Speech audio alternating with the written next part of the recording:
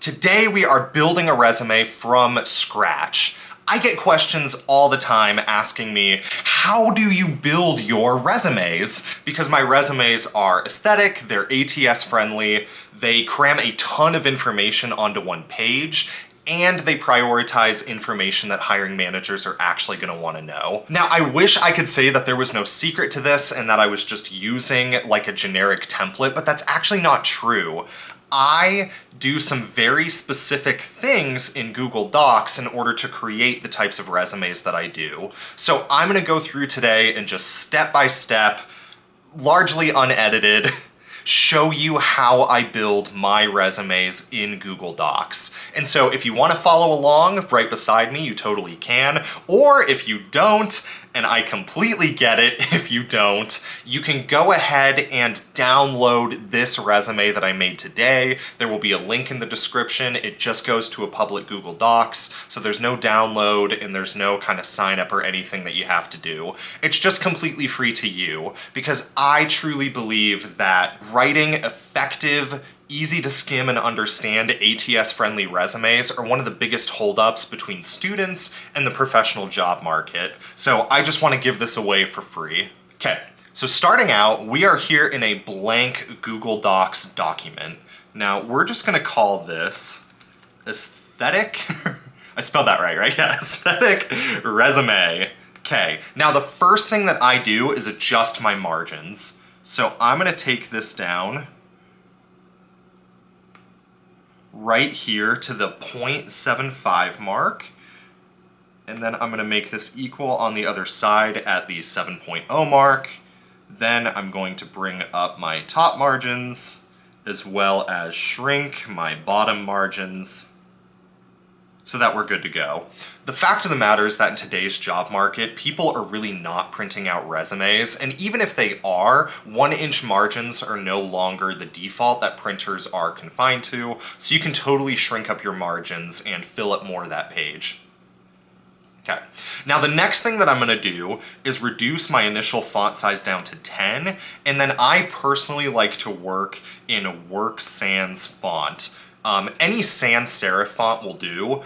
Basically just any font without the little kind of marks on the ends of letters. When you have very like clean fonts without any serifs, those are a lot easier to read at a smaller size, and so that's just going to be better for displaying things digitally. So I like to work in Work Sans, so that's what we're going to start out doing. Now, at this point, I am not adjusting any of the other default settings in Google Docs. I'm not adjusting paragraph size. I'm not doing anything like that because I'm actually going to do this all manually by adjusting font sizes. So I'll show you what that looks like here in just a second. So the first thing that we will do is get up our name and contact information. So let's say first name, last name, and then I'm going to get rid of the bold, bring that back down to 10-point font, jump 2 lines down, and then add my contact information. So I'm just gonna make this up. So we'll go 1, 2, 3, 4, 5, 6, 7, 8, 9, 0, or 7, 8, 9, 0. And then I like to separate sections by lines personally. You can tab this out if you want, but I would then go first.last@gmail.com, and then I would add in, say, a LinkedIn or a GitHub or some type of kind of personal portfolio that you're using to apply to this job. Okay, and let's get rid of that hyperlink. Now here's what I do in order to size out spacing. I will actually bring this down to 3-point font. I find that that is a very good effective spacing between things, and so I just like to use the 3-point as like my default spacer instead of trying to like play around with, you know, centimeters, inches in the paragraph customization section. Okay, so from there, I'm gonna skip down 3 lines, and then I'm actually gonna increase and bold the section titles. So these are things like education, work history, certifications, research publications, whatever it is that you have. I work with college students, so I'm gonna start with education. So let's go into education. Okay, and then from there, I'm gonna shrink it back down to 10, and I'm gonna go down 2 lines, and then bold the degree name. So let's just say B.S major name. Okay, and then I also like to bold dates, so we're going to keep that there. So let's say that we're graduating in the spring, and then let's take that over to the end of the page, get rid of the bold, go one line down. We'll just say, actually, remove that bold. We studied at 4-year public university, and that was in city, state. Okay, now from there, I'm going to personally add a horizontal line under each of my section names. Different people have different preferences with this. I like to do it underneath. You can put it wherever, or you cannot have a line at all. Something else that some people will actually do is do like a line like this all the way to the end of the page. I don't like to do that, but you know, to each their own. Whoops. Okay. And then I'm going to do the same thing again. I am going to shrink that down to 3-point font right there to add a little bit of nice spacing. From there, I'm going to skip down 2 and add a bullet point. So I'm just going to say context about education that highlights skills and or professional development related to my target job / industry. Keeping it very generic. You're going to want to fill this in with whatever is relevant to you. Okay. So from there. And then, surprise, surprise, I am going to shrink that down to 3-point font. Okay. So from there, we're going to skip down 2 more lines and again, make our section titles a little bigger and bold. So from there, I'm going to type in relevant experience. I am a firm believer that you should separate out especially relevant experiences to your target industry and then kind of combine them together. So that could be an internship, clinical, practicum, a student teaching, maybe your capstone project for your degree, any type of relevant experience that directly relates to the industry that you're applying to, I think should be pulled out and made its own section. And then you can go with chronological work history after that. So let's just say internship job title, and then we will go to month year to month year. And then we're going to want to line everything up to the end of the page. Okay. And then I will remove the bold, type in organization name, and then we will just plug in that city and state. And once again, surprise, surprise, gonna bring this down to 3-point font in order to make the spacing on the page look very nice. Okay, so from there, we are going to add our bullet points. Now for especially relevant experiences, I would recommend going anywhere from 3 to 5 bullet points, but you're gonna wanna make sure that you're communicating things that the hiring manager actually wants to know. So I like to use success statements. That's where you start out with a verb, and then you communicate a skill you used, responsibility that you had, or an outcome related to your work that demonstrates your ability to do the jobs that you are applying for. So let me give an example of this. I'm basically asking you to not use job description-y or cliche bullet points in your context about your experiences.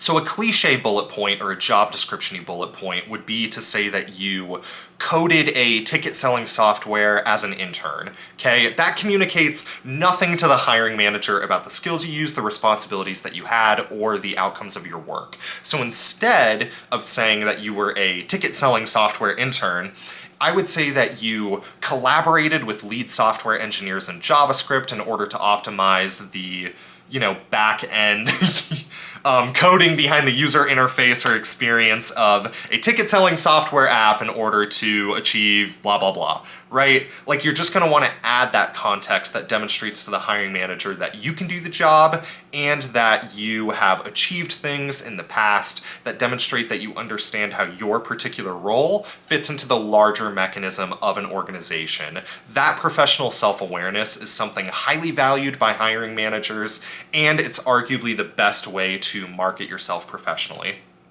So, we're gonna take that, Hold on, I'm doing this on a Mac, and I'm normally used to doing this on a PC. Okay, and then we're just gonna add 3 bullet points to that. And then again, bring down that space on the bullet points down to 3 so that it looks nice and clustered together. Okay, so let's take that, and then just add another relevant experience from there. Let's assume that we've done 2 relevant experiences. And again, the way that you lay out your sections is going to be highly dependent upon what you bring to the table. So if you have 1 relevant experience, awesome, separate it out, make it its own section. If you have unrelated work history, then just have a section titled work history and break that bad boy down in reverse chronological order. But for us, we're going to assume that we have lots of experience and that some of it is relevant and some of it is not. So from there, we're going to again go down and make an additional section. So I am just going to generically call this additional experience. Okay, this might be work history for some of you. It might be clubs, leadership, extracurricular involvement for others, but I'm just going to call this additional experience. Okay, let's stick our line underneath. And then let's just say title / position. Okay, bring that across. Let's assume that we're still doing whatever this job or extracurricular experience is. Let's flush that date off to the side. And then we are going to go down and type in organization name and location. Okay. And then we're going to take the same approach, but only add 1 bullet point to this. I really don't think that you... whoops. I really don't think that you need to go overboard on irrelevant experiences on your resume. 3 to 5 bullet points is more than appropriate for something especially relevant to the job that you're applying to. But if you just want to use an additional experience to show, hey, I'm more than a computational robot, I'm a human being, or hey, I developed a certain soft skill out of this responsibility. Maybe it was, the ability to train people, management skills, time management, handling money, whatever it is. I would go through and just add like 1 bullet point to those additional experiences. So again, like before, we're going to use 3-point font as our spacing between things, and then we're just going to throw in, let's just say 2 additional experiences. And then I'm going to assume that this one was in the past, so let's just change that to say month, year.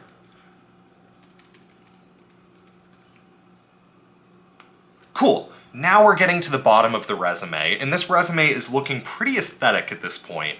It's ATS friendly, it is easy to quickly skim and easily understand the education, skills, and experiences that you bring to the table.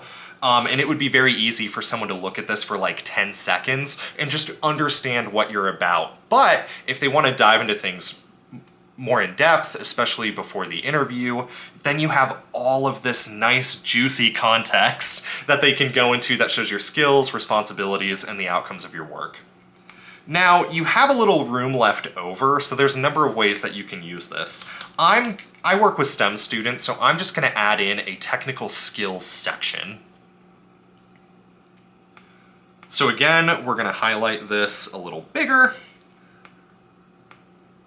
add our horizontal line, and then I am just going to say skill number 1, space, skill number 2, tab across, skill number 3, and skill number 4. This could be computer skills like C++, JavaScript, etc.